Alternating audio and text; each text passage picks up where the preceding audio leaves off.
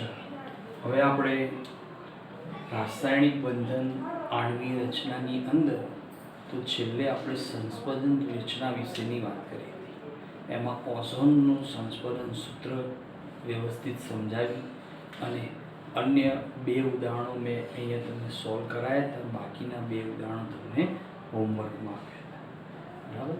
હવે એના પછીનો ટોપિક છે તો બોન્ડ પોલારિટી એટલે કે બંધ ધ્રુવીયતા. તો બંધ ધ્રુવીયતા એટલે શું છે એ વિશેનો આપણે અભ્યાસ કરવાનો છે. ભાઈ આપણે જાણીએ છીએ કે સહસંયોજક બંધ ધરાવતા જે સંયોજનો હોય એટલે એવું કહેવાય કે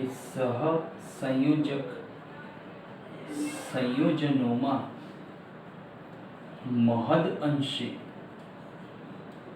મહદ અંશે આયનીય વલણ પ્રાપ્ત થાય. બરાબર. એ સહસંયોજક સંયોજનો એટલે ભાગીદારી વાળો બંધ કહેવાય. એની અંદર મહદ અંશે આયનીય વલણ મળે છે. જ્યારે આયોનિક સંયોજનોમાં મહદ અંશે સહસંયોજક વલણ પ્રાપ્ત થાય છે. આવું સાબિત થયું છે. તો એને સમજવા માટે આપણે સૌથી પહેલા તો પ્રકરણ નંબર 3માં ટોપિક આવે છે વિદ્યુત ઋણતા. કે વિદ્યુત ઋણતા એની ઉપર આખો આ બંધ ધ્રુવીયતા આધારિત છે. કે એવું કહેવાય છે કે દ્વિપરિમાણીય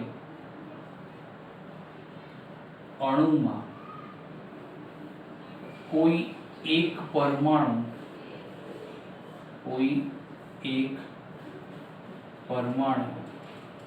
જેની વિદ્યુત ઋણતા, જેને ઇંગ્લિશમાં ઇલેક્ટ્રોનેગેટિવિટી કહેવાય છે, કે વિદ્યુત ઋણતા વધુ હોય તે તેમાં રહેલા એટલે કે અણુમાં રહેલા ભાગીદારી ઇલેક્ટ્રોન યુગ્મને પોતાની તરફ આકર્ષિત કરે તો તે બંધમાં ધ્રુવીયતા દાખલ થાય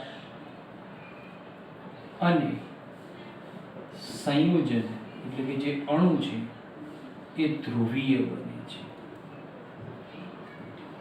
સંયોજન કેવું બને છે? ધ્રુવીય બને છે.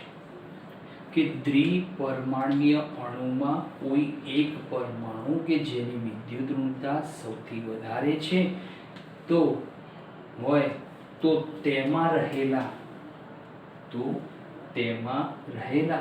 ભાગીદારી ઇલેક્ટ્રોન યુગ્મને પોતાની તરફ આકર્ષિત કરે છે તો તે બંધમાં ધ્રુવીયતા દાખલ થાય છે. અને આ જે ધ્રુવીયતા દાખલ થાય તો એ સંયોજન ધ્રુવીય બને છે અને બંધ કેવો કહેવાય છે? ધ્રુવીય બંધ કહેવાય છે. તો અહીંયા એના વિશેનો અભ્યાસ કરનાર વૈજ્ઞાનિક તો એનું નામ છે પાઉલિંગ. બરાબર. કે પાઉલિંગ વૈજ્ઞાનિક દ્વારા અણુમાં ઉત્પન્ન થતી ધ્રુવીયતાનું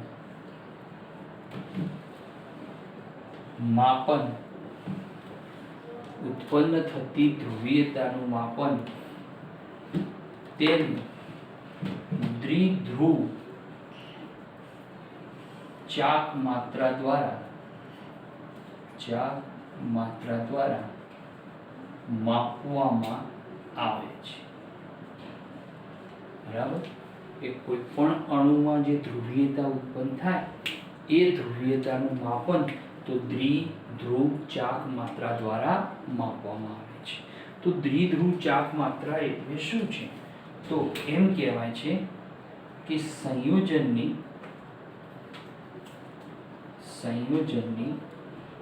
દ્વિધ્રુવીય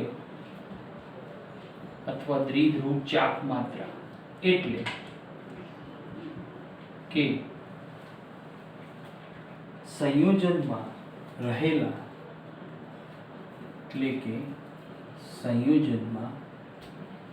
રહેલા ધન અને ઋણ આયન વચ્ચેનું અંતર અને તેમનું કુલ વીજભારના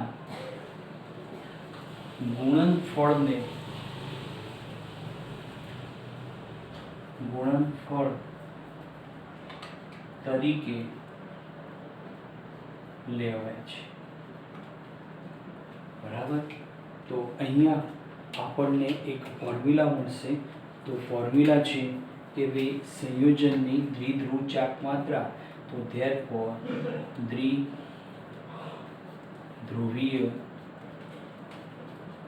ચાક માત્રા બરાબર તો આયનો પરનો વીજભાર ગુણ્યા બે આયનો વચ્ચેનું અંતર, એટલે કે સંકેતમાં મ્યુ બરાબર ક્યુ ગુણ્યા ડી.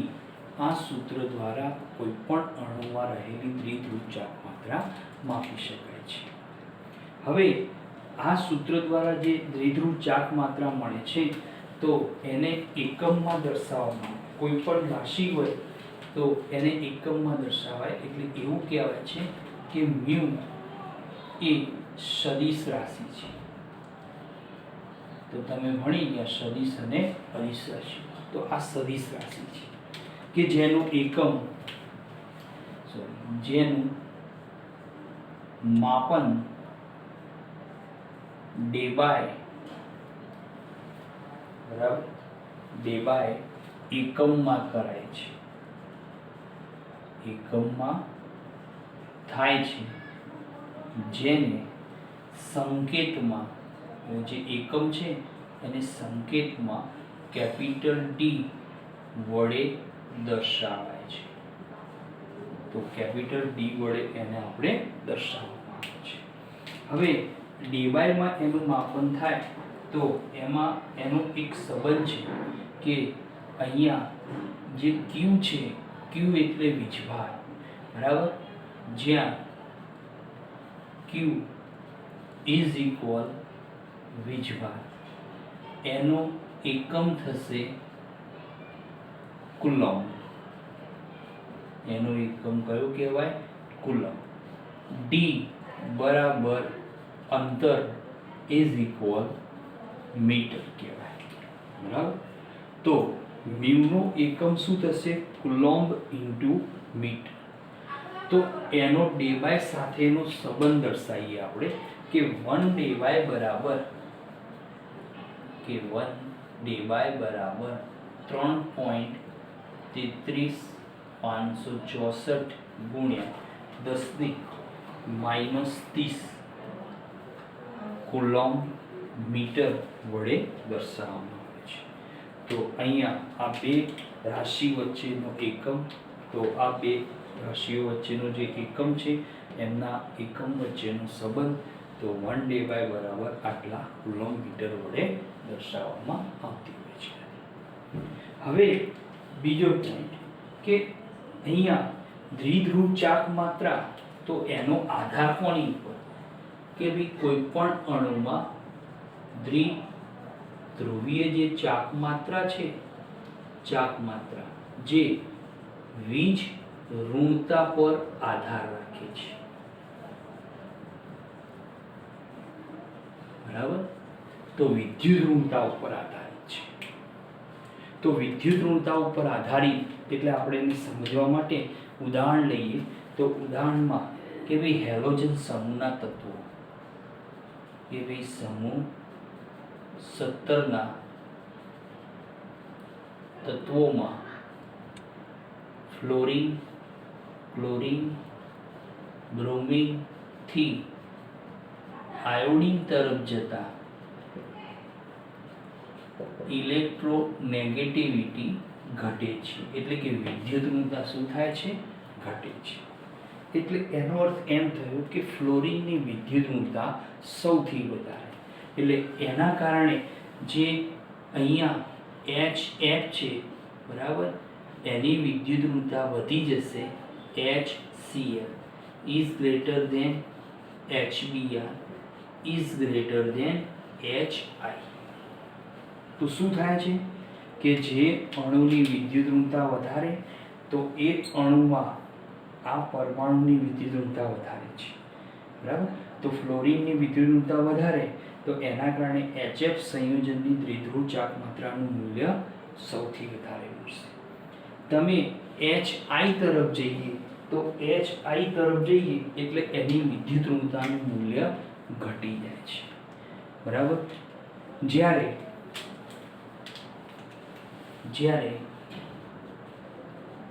સમપરમાણવીય અણુઓમાં mu બરાબર 0 છે.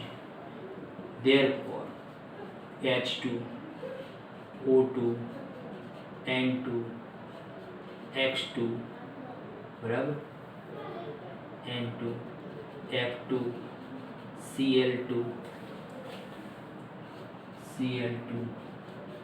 Br2, I2 વગેરે કે સમાન પરમાણુથી જે અણુઓ બને, તો આ બધા સમાન પરમાણુ H2 બે હાઇડ્રોજન વચ્ચે સહસંયોજક.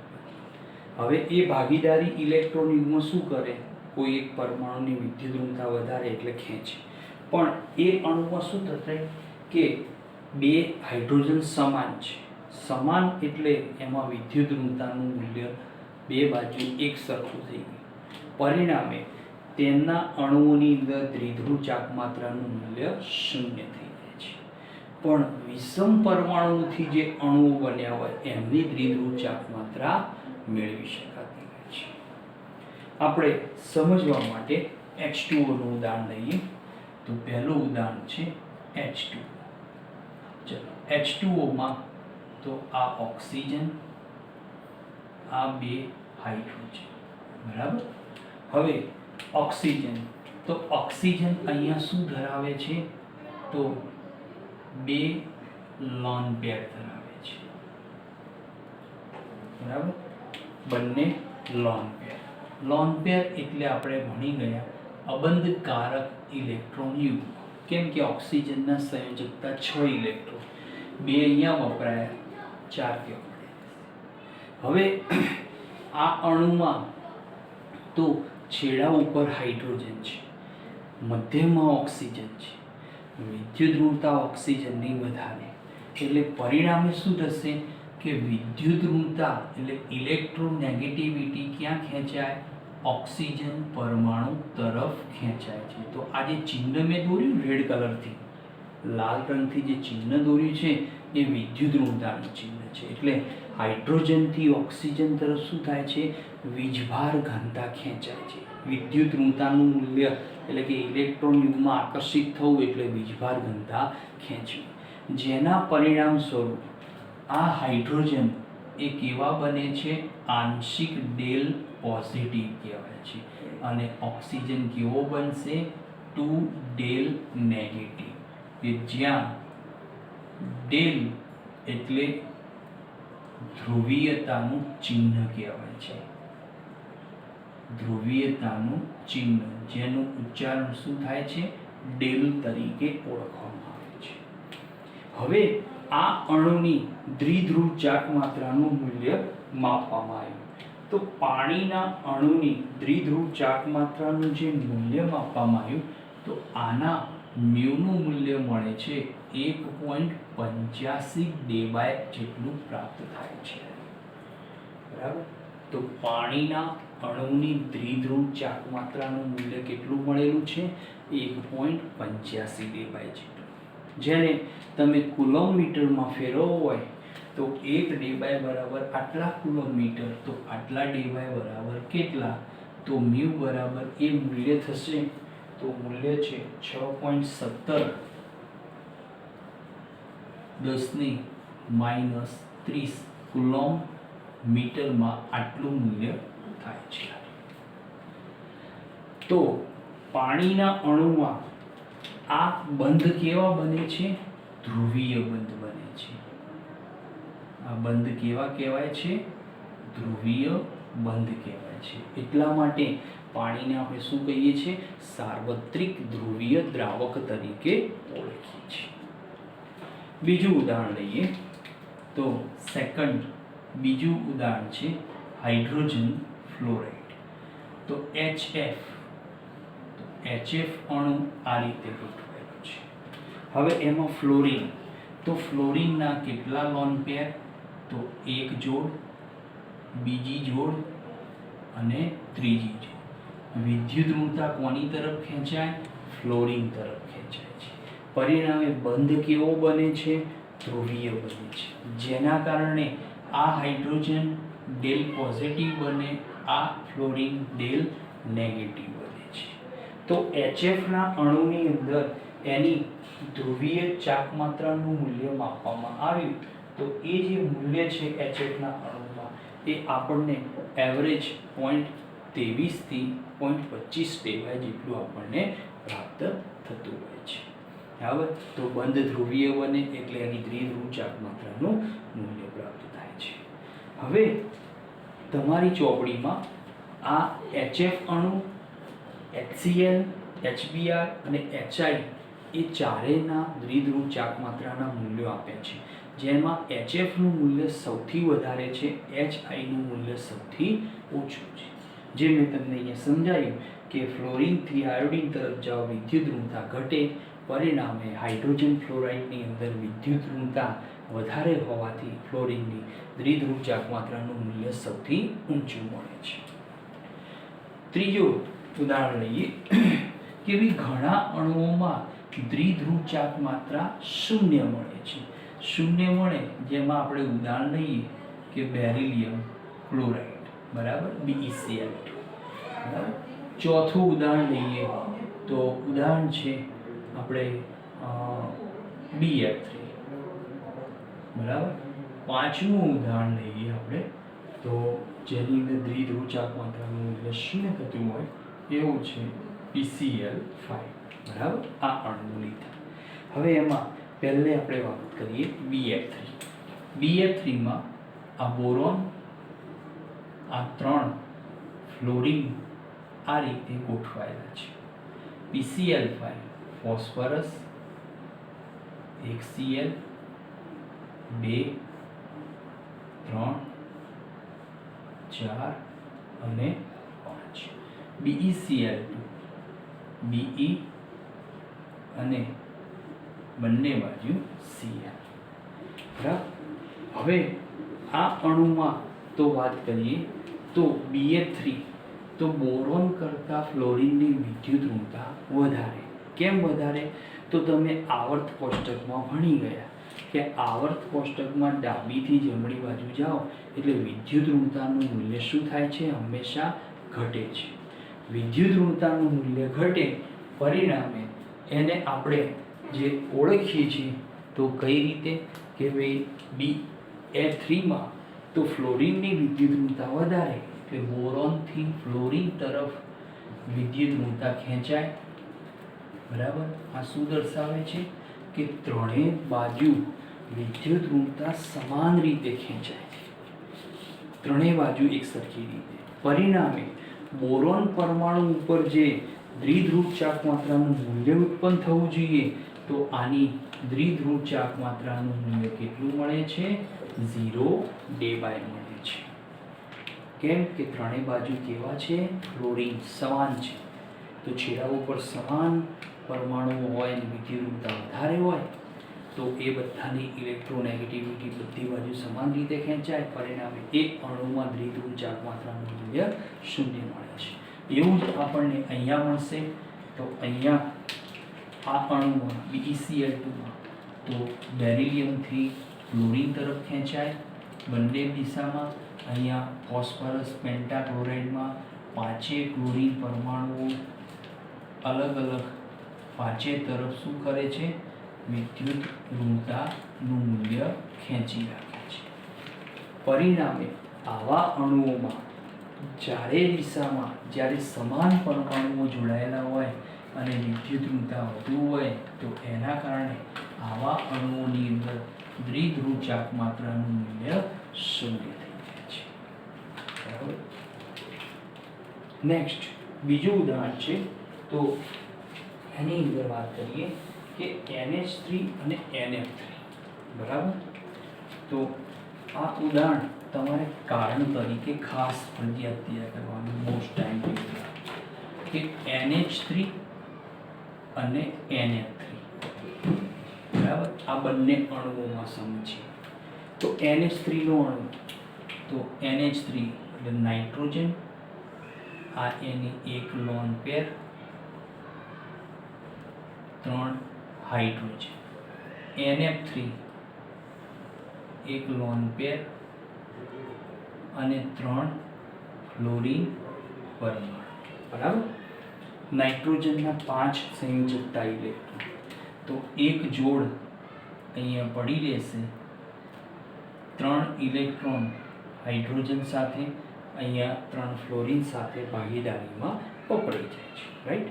હવે તો NH3ના અણુમાં સમજીએ કે છેડા ઉપર હાઇડ્રોજન છે. પરિણામે આ ઇલેક્ટ્રોન યુગ્મ આકર્ષિત કોણ કરશે? નાઇટ્રોજન. એટલે વિદ્યુત ઋણતા ક્યાં ખેંચાય? હાઇડ્રોજનથી નાઇટ્રોજન તરફ. જેના કારણે નાઇટ્રોજન પરમાણુ કેવો બને છે? તો 3 ડેલ નેગેટિવ બને છે. Hydrogen del positive, del positive, del positive. બરાબર. તો જે પરમાણુથી વધુ વિદ્યુત ઋણતાવાળા પરમાણુ તરફ વિદ્યુત ઋણતા ખેંચાય તો એ પરમાણુનું ડેલ પોઝિટિવ બને, આંશિક રીતે ધનભારિત, અને સામેવાળો ખેંચનાર આંશિક રીતે ઋણ વીજભારિત એટલે ડેલ નેગેટિવ બને છે.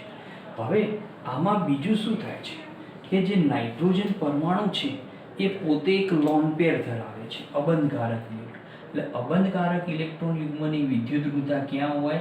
ઉપરની દિશામાં, એટલે કે અવકાશમાં ઉપર તરફ ખેંચાયેલી હોય છે. બરાબર. એટલે આપણે ઇલેક્ટ્રોન યુગ્મ નાઇટ્રોજનનું છે એ તો ક્યાંય જવાનું નથી. બરાબર.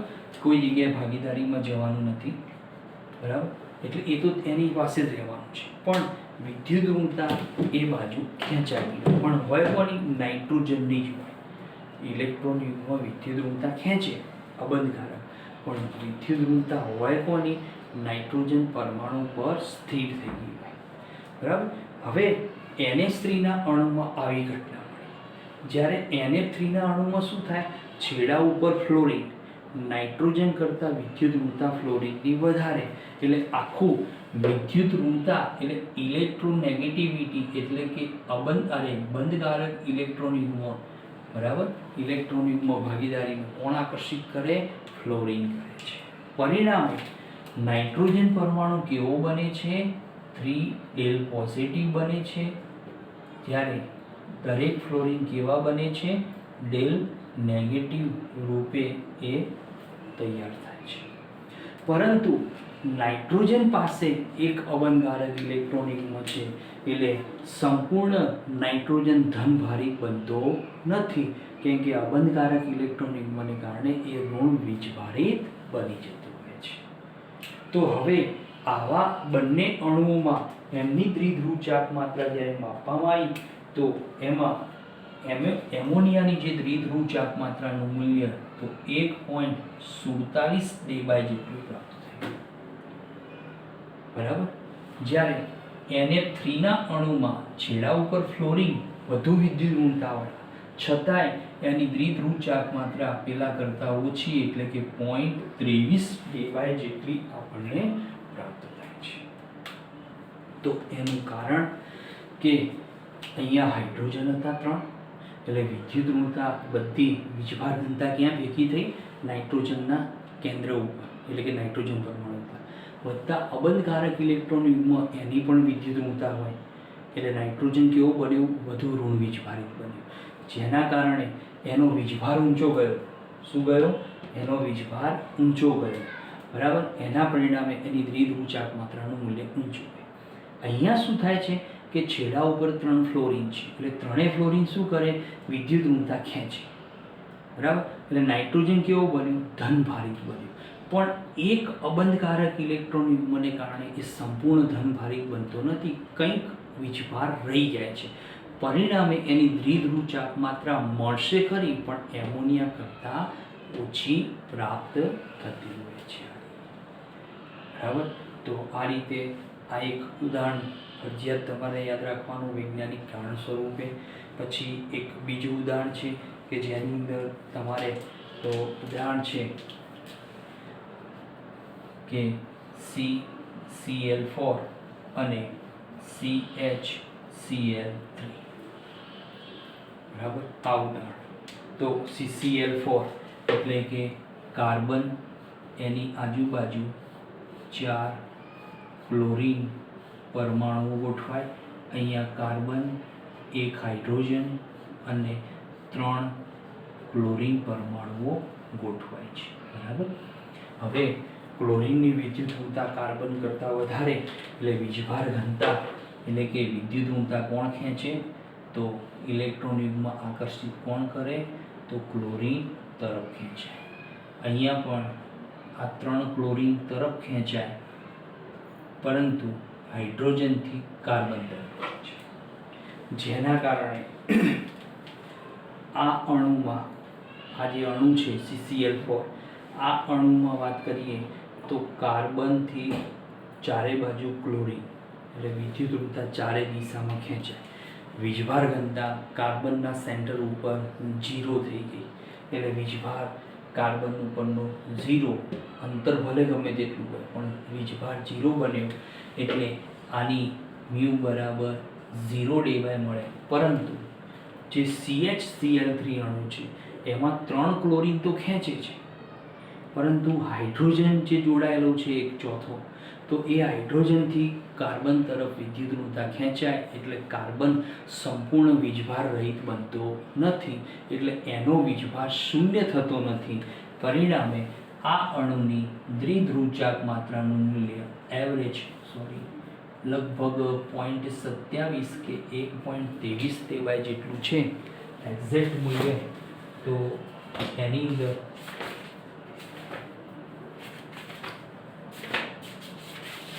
તો એમાં વાત કરીએ કે CHCl3 તો 1.04 ડેબાય મળે છે 1.04 ડેબાય જેટલું મૂલ્ય એમાં પ્રાપ્ત થાય છે બરાબર તો આ રીતે અણુઓમાં ધ્રુવીયતાનું નિર્માણ થાય છે કે સહસંયોજક બંધ મહદ અંશે આયનીય વલણ પ્રાપ્ત કરે અને આયોનિક સંયોજનોમાં સહસંયોજક વલણનું નિર્માણ થતું હોય છે અને એની સાબિતી આપનાર વૈજ્ઞાનિક તો પાઉલિંગ દ્વારા આ આખી એની સાબિતી આપવામાં આવી અને એના આધારે એની માહિતી આપવામાં આવી તો આ બે કારણો આપણે ફરજિયાત તૈયાર કરી દેવાના બરાબર અને એની સમજૂતી યાદ રાખવાની ઓકે તો હવે આપણે નેક્સ્ટ લેક્ચરની અંદર તો અણુઓની જે ગોઠવણી છે બરાબર કે ભાઈ અણુઓના ભૌમિતિક આકારો છે તો એ ભૌમિતિક આકારો વિશેનો ખ્યાલ લેવા માટે